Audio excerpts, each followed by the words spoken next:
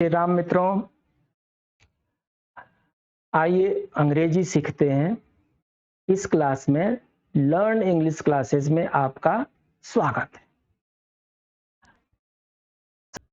हे भगवान, हमें विद्या प्रारंभ करने की और विद्या सीखने की शक्ति प्रदान करें। हमें वो अभिरुचि प्रदान करें जिससे हम इस नई भाषा को सीखने में पारंगत ग्रहण कर सकें। इस भाषा को इस तरीके से सीखें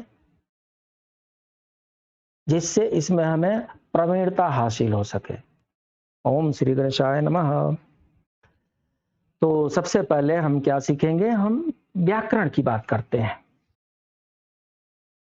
जब भी हम किसी भाषा की बात करते हैं तो उसमें व्याकरण का नाम आता है। इसमें कई प्रकार के प्रश्न उठते हैं, लेकिन सबसे पहले हम ये समझ लेते हैं कि व्याकरण होता क्या है।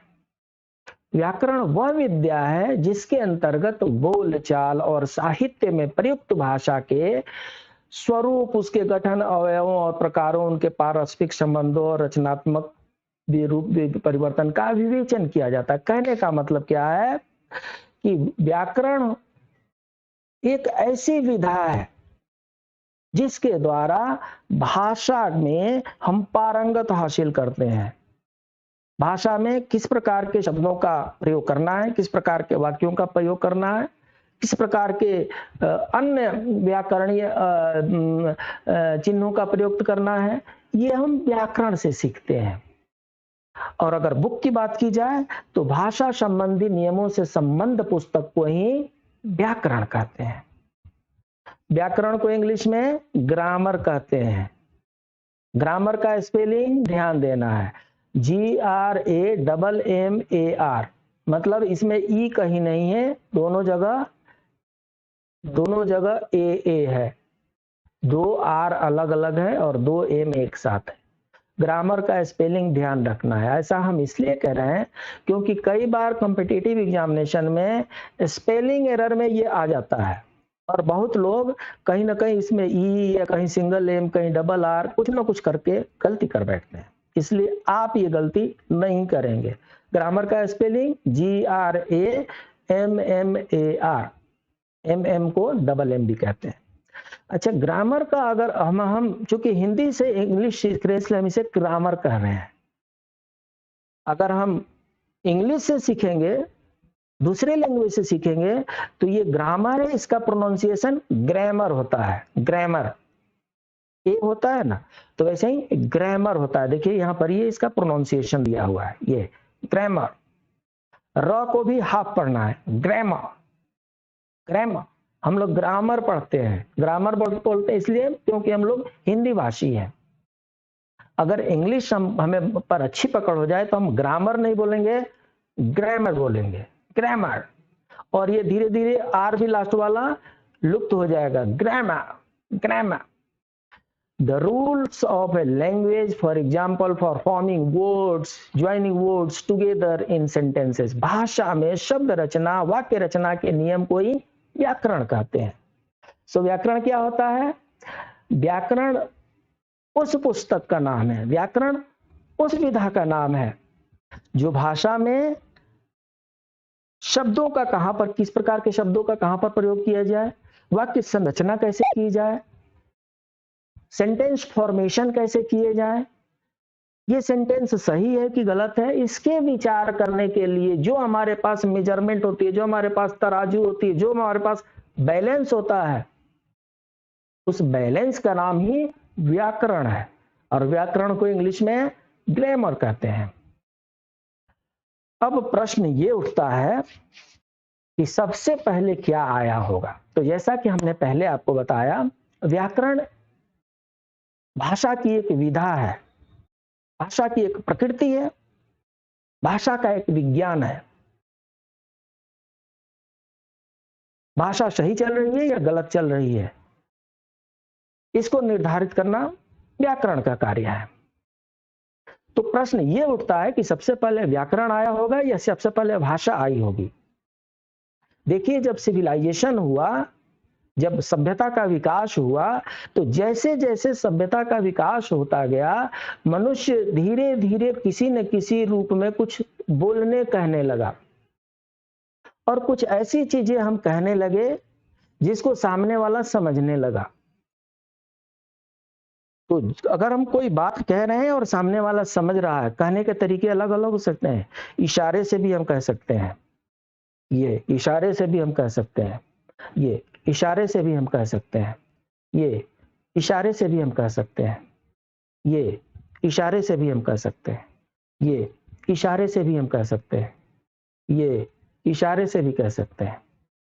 तो कहने का मतलब यह हुआ कि इशारे के अलावा जब हम शब्दों का प्रयोग करने लगे, वर्बल नॉन वर्बल होता है, जब हम शब्दों का प्रयोग करने लगे, वाक्यों का प्रयोग करने लगे, पैसेज का प्रयोग करने लगे और सामने वाला उसको समझने लगा, तो उसको हम बोले ये भाषा विकसित हो गई है। तो निश्चित तौर पर भाषा के विकास के लिए व्याकरण की कोई आवश्यकता नहीं है। भाषा के विकास के लिए दो व्यक्तियों में आपस में बातचीत करके अपनी बातों को दूसरों तक पहुंचाना होता है।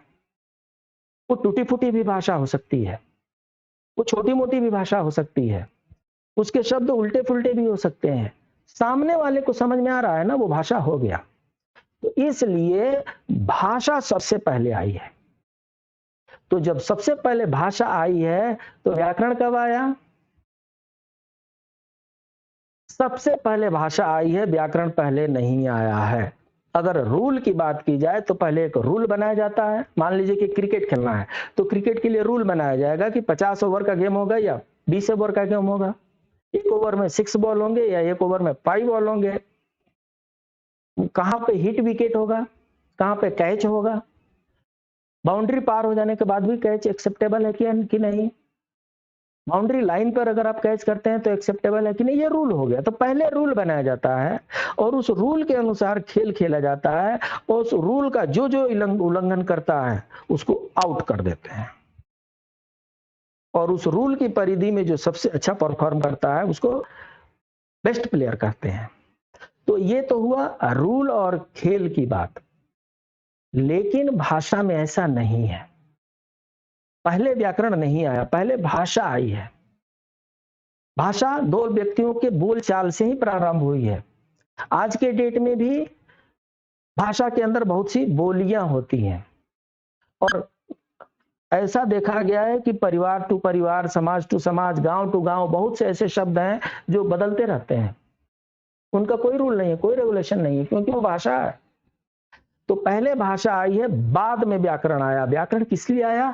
जब भाषा परिपक्व होगा, मैच्योर्ड हो गया, तब समाज के इंटेलेक्चुअल लोगों ने डिसाइड किया कि इस चीज को अगर इस तरीके से कहा जाता है तो इसको ज्यादा उपयुक्त माना जाएगा, इसको अगर इस तरीके से कहा जाता है तो इसको कम उपयुक्त माना जाएगा, और अगर इसको इस तरीके से कहा जाता है तो इसके तो मिस मीनिंग हो रहे हैं, मल्टीपल मीनिंग हो रहे हैं, ये गलत कहा जाएगा। और ये सही है, ये गलत है, इसी के बीच व्याकरण को लाया गया है।